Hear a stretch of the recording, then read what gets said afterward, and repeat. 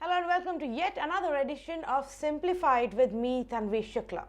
There has been so much of commentary that's coming from various countries across the world, and so much of debate that has actually happened over India's response to Russia's invasion and the continuing attack on Ukraine. Now, morally speaking, many are asking, and they can ask this question, that why is it that a country like India is refraining from taking a stand, is refraining from taking a clear stand against Russia, taking any kind of action against Russia, just like many other countries, except especially in the West, have done so. And of course, that's a big debate that is going on. But is it really that simple? Is it simply about what should be the morally right thing to do? And if India chooses to keep some of its economic interests first, what does that really mean? Now, in the latest in all of this debate that has been going on, the big debate now is about when countries like United States and United Kingdom can actually go ahead and ban import of crude oil from Russia. Why is it that India at such a time is actually looking to increase its buying from Russia, is actually looking to have more of crude oil imported from Russia? Tonight, we're going to actually speak about especially this issue and look at various aspects and ask the question really, should India be buying more crude oil from Russia? But there are several aspects to it that we're going to simplify for you here on this edition. And of course, I have a special guest joining us as well. But look at the statistics as they seem. Reuters recently reported that India has actually already bought about 13 million barrels in the weeks after Russia invaded Ukraine. So just this year, February onwards, we've already bought at least 13 million barrels of crude oil from Russia. Put this in context to what Reuters says was the amount that we got from Russia all of last year. That was 16 million barrels. Now, this is a very small amount.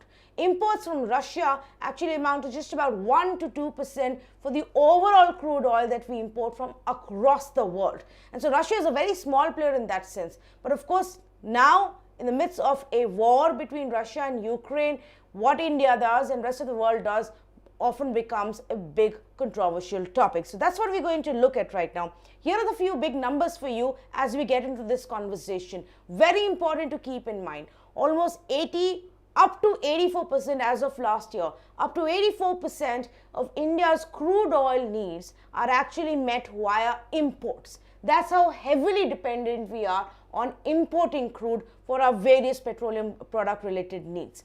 If you look at it, what's the current scenario? There's been a 40% jump in crude oil prices just this year, beginning 1st of January. And this, in fact, is the price that has actually come down, cooled off a little from the peaks that it was touching in the first half of March. That's the kind of price hike we have seen when it comes to crude oil. What else should we know?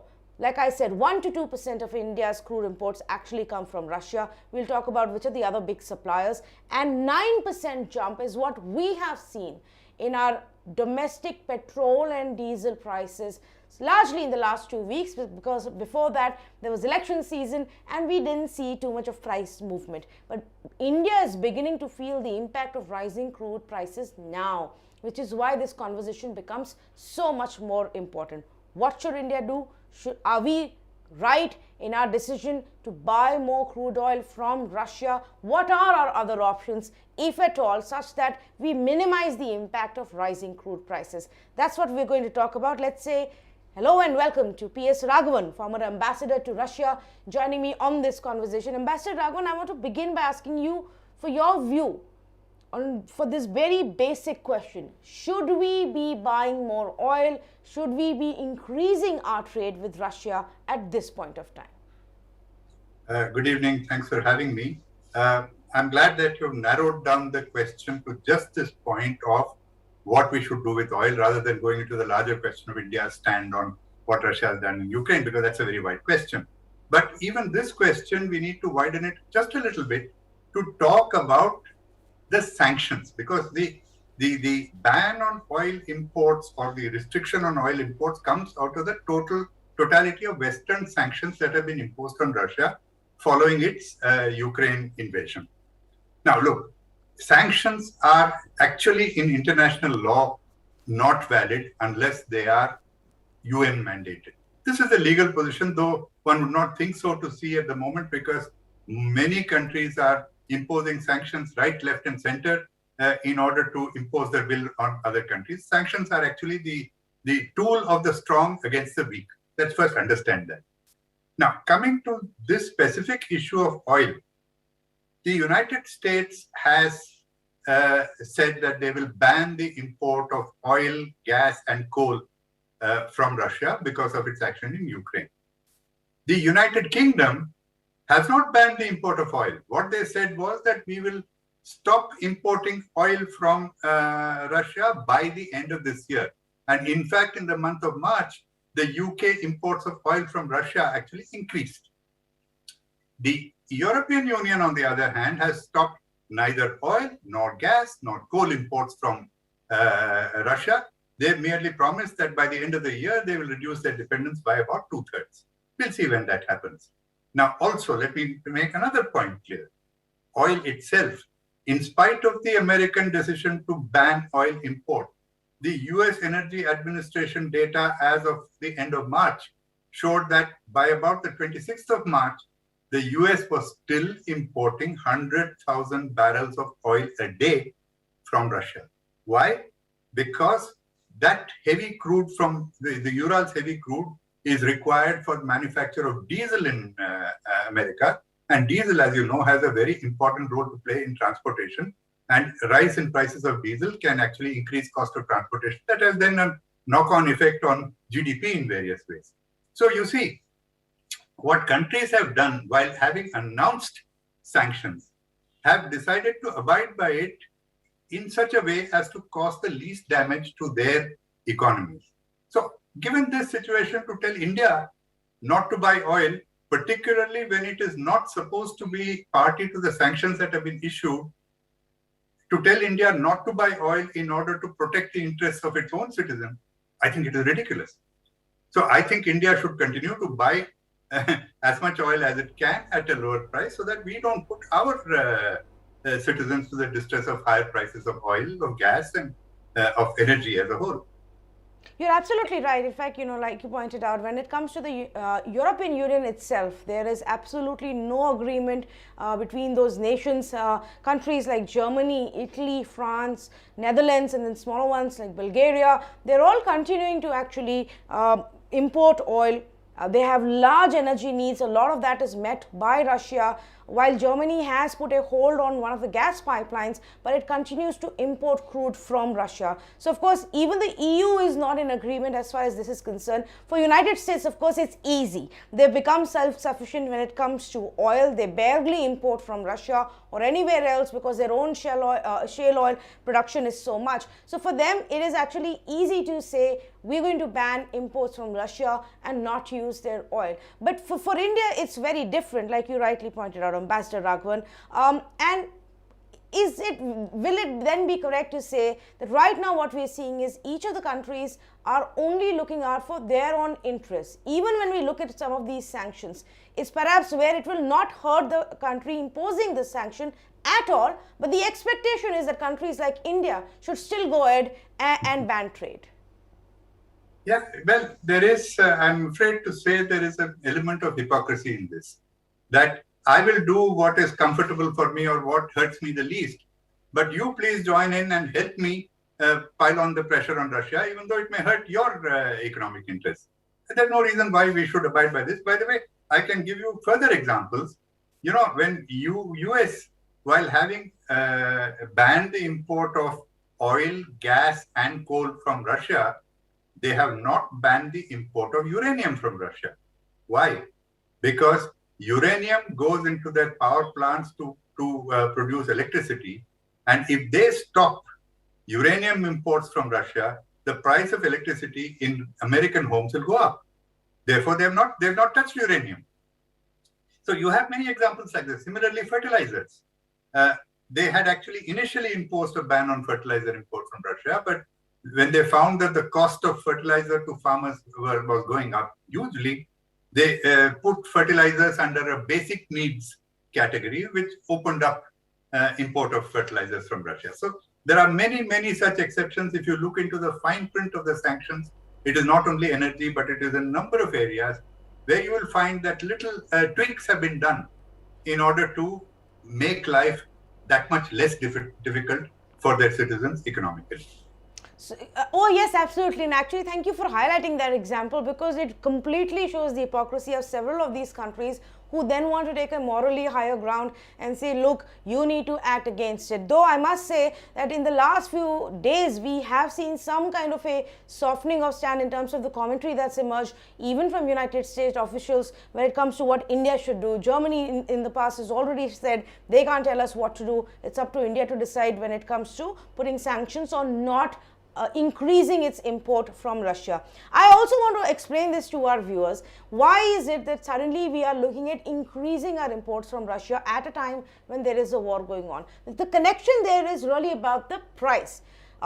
When crude oil across the world is going up and further up because of the ongoing crisis, Russia actually is looking at a situation where there aren't too many buyers for their crude. So they are selling it at a discounted rate. Russia is the second largest exporter of crude oil to the entire world. But since it is facing sanctions, it is facing hurdles in its trade with several other countries, a large chunk of their crude production right now is staring at a situation where, it will just pile up with not too many buyers in the market. And so it is expected that, while of course countries like China will continue to buy from Russia, they will perhaps increase it too. India will also look at this opportunity because we are getting to buy crude at a cheaper price, which means it benefits us at a time when crude oil across the world otherwise is skyrocketing and becoming extremely expensive, threatening to derail our economic growth. We are looking at an option where we get cheaper oil. And this is actually what Finance Minister Nirmala Sitharaman also said, that why should we not buy cheaper oil? We are going to keep our own energy needs and our energy security as priority before anything else. And in fact, External Affairs Minister Jaishankar pointed out the hypocrisy part as well, that while India only still imports only 1 to 2% of its overall needs from Russia, it is the European nations who take much more from Russia and continue to do so. Data actually shows that even in the month of March, their imports from Russia have gone up and not down. But if I had to take it a step further, Ambassador Raghavan, and talk about how we deal with this diplomatically, do you foresee this to be a hurdle in our relations with any of the other Western countries? And how should we treat it now that we've decided that we're going to continue or perhaps buy more oil from Russia? I don't think it will create a problem with us diplomatically with countries. They do understand. You see, whatever the public rhetoric is, there is something that is public rhetoric which is meant for the consumption of the people, and there is a quiet understanding which behind closed doors they will show. And let me put it another way. Actually, by lifting this oil from Russia, we are doing the West a favor as well. Because if we did not buy this cheap oil and we were also in the market for the high price oil, we would drive the prices of oil even higher. And therefore, Western consumers would be paying even a higher price for oil. So in a strange sort of way, we are also not hurting them and in fact helping them a little bit by picking up this oil and by at least publicly showing what appears to be defiance of their sanctions. Quietly, I'm sure they're all quite satisfied that what we're doing is not hurting them. Okay, so that means even diplomatically, it may not become a very big challenge for us. And what we're looking at is obviously economically to help us hedge some of the other higher costs. Again, like I said, and it's very important to keep highlighting that currently our imports from Russia are very small. They may end up being a larger percentage this year at the rate that we are going, but if you look at the top 5 exporters of crude to India, Russia doesn't even figure in the top 5. No. In the top 5, in fact, is Iraq right on top. And at one point of time, it used to be Saudi Arabia, but we've also significantly increased our imports from Iraq. So that's where now we get our largest chunk of crude. And then comes Saudi Arabia, then comes the UAE, then comes the United States of America.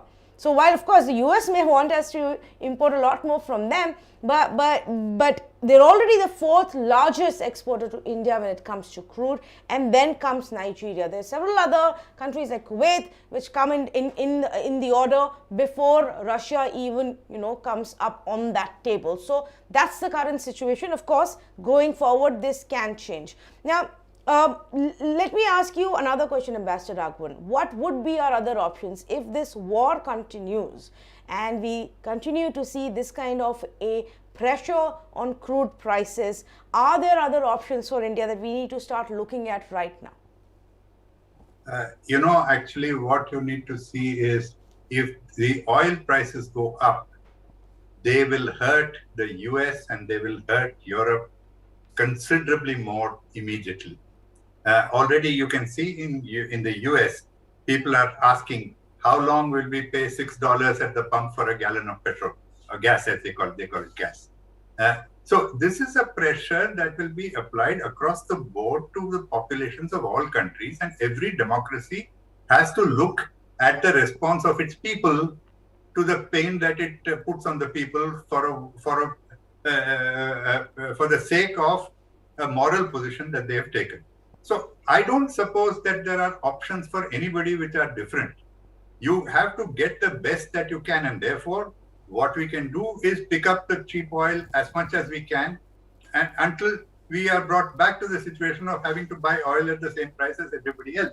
But higher oil prices will actually put a pressure on all economies of the world, and they will all try to see what they can do to reduce the price of oil.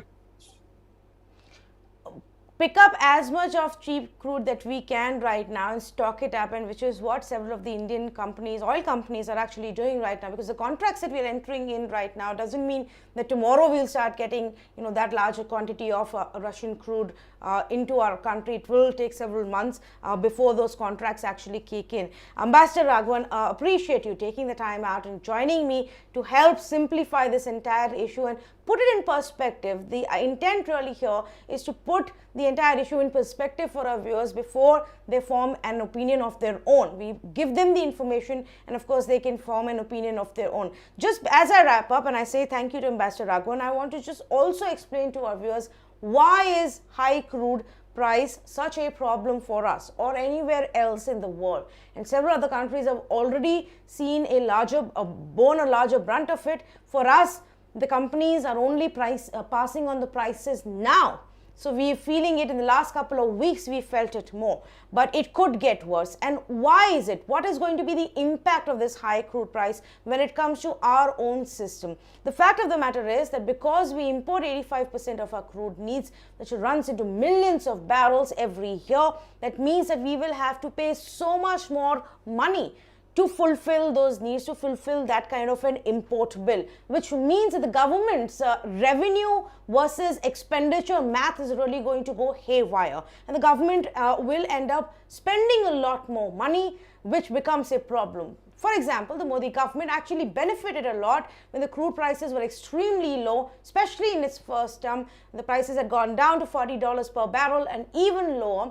The government benefited a lot because they were paying a lesser crude oil bill, while they had not cut the retail prices so much, and that gap was actually the money that they ended up saving. Now it's the other way around, which is why it becomes a problem. The other part, of course, is that when crude prices rise across the world, it leads to depreciation of our currency value. It hits our rupee, and the minute the rupee gets hit, that means not just the crude import bill, but all of the imports will become more expensive for us. We will end up spending more rupees for those imports to come in. So our overall import basket will actually become bigger in terms of value, not the volume of what we're importing, but the price that we will pay for it. The other big aspect is everything, and this is more directly connected to you and me, which we're already figuring out and realizing. Food becomes more expensive, transport becomes more expensive. Every service that you want will become more expensive because the cost for them has also gone up. So all around us, from our daily use essentials to even the big devices and the big vehicles that we want to buy, everything ends up becoming expensive, leading to a big inflation problem. We're already looking at high inflation, which is already going up, and this is going to worsen that entire scenario itself. So inflation, high trade deficit, high fiscal deficit, all of these things once come into picture, that begins to plague your economy, that begins to plague your daily life and even your stock markets at some point. Which is why it's very important for our government to look out for alternatives if there are any, and if that means buying cheaper, much cheaper crude oil from Russia in the interim, because there's a war going on and the global prices are so high, then the government is going to do that. With that, it's a wrap on this edition of Simplified with Tanvi Shukla. Thank you for joining me.